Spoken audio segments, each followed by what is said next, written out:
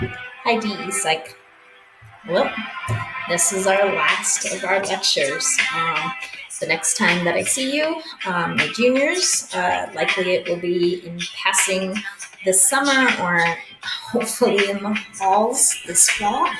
And seniors, I hope to see each one of you on Friday the 27th. I'm so excited that I'll get to see your faces live in 3D.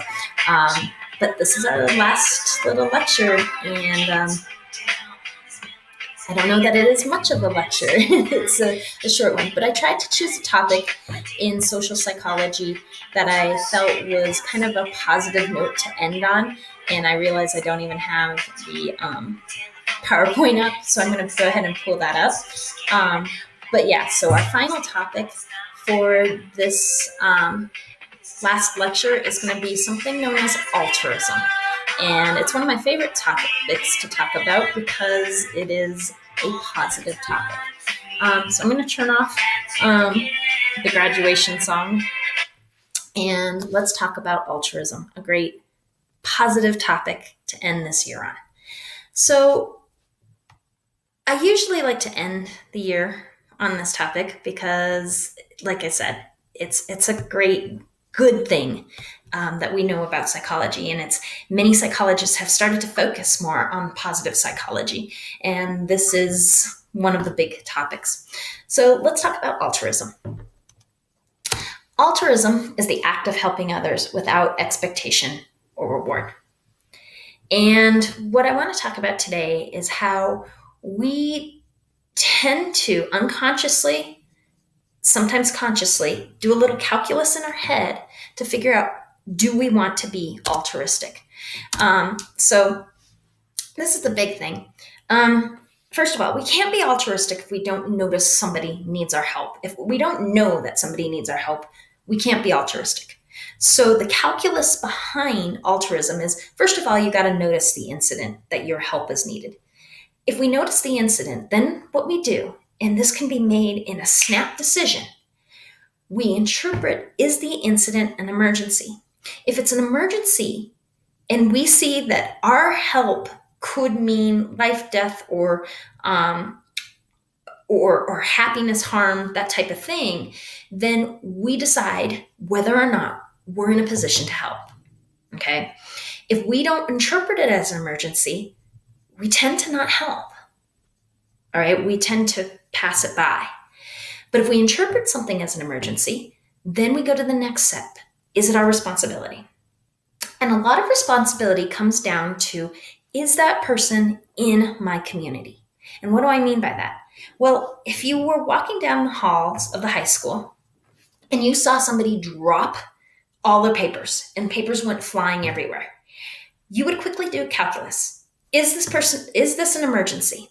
First of all, did I see the incident? If you saw it, is this an emergency? And do I assume responsibility? More likely than not, you're going to assume responsibility to help that person pick up a few papers because they're in your school community.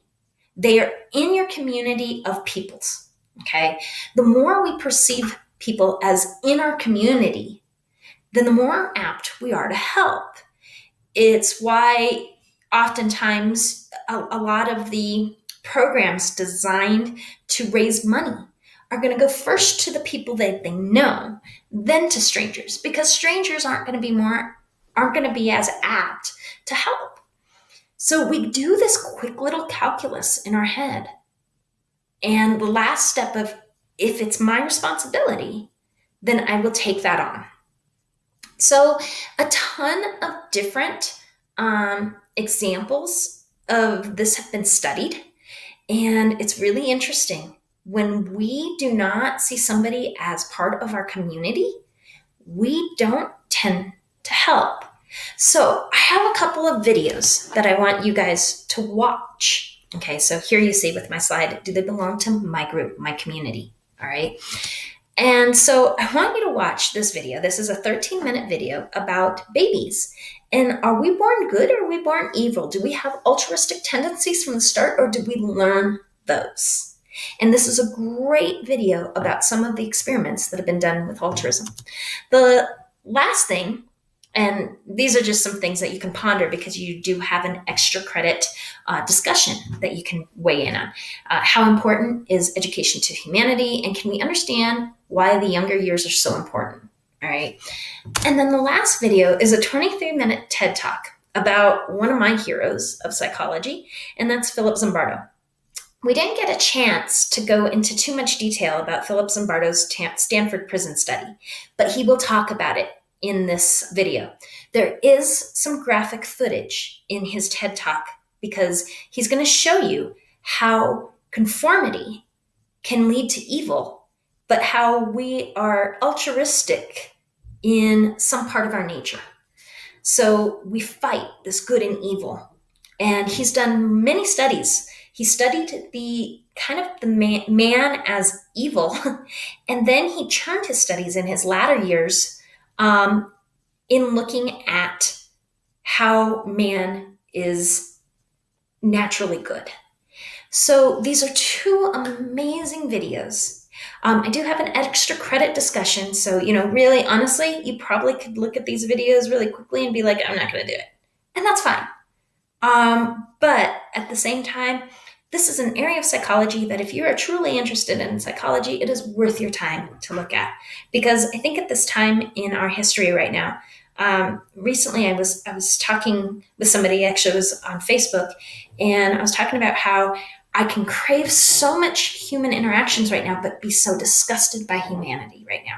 And I think this is a perfect topic and videos to kind of look at and remind myself that we are, in our intent, good humans. We just do some silly things. And so this is great. And I hope that you'll watch these videos. And taking a look at this idea of altruism, that not all acts of altruism are acts of heroism, but all acts of heroism start with altruistic intentions. Okay. So with that said, wow, crazy. We are done. And I hope you guys have enjoyed psychology as much as I've enjoyed teaching it. I hope you've learned some things about yourself and others, and you can take away from this greatly and put it into your life. Keep in touch, my seniors. I'll see you on the 27th, but do not hesitate to get a hold of me.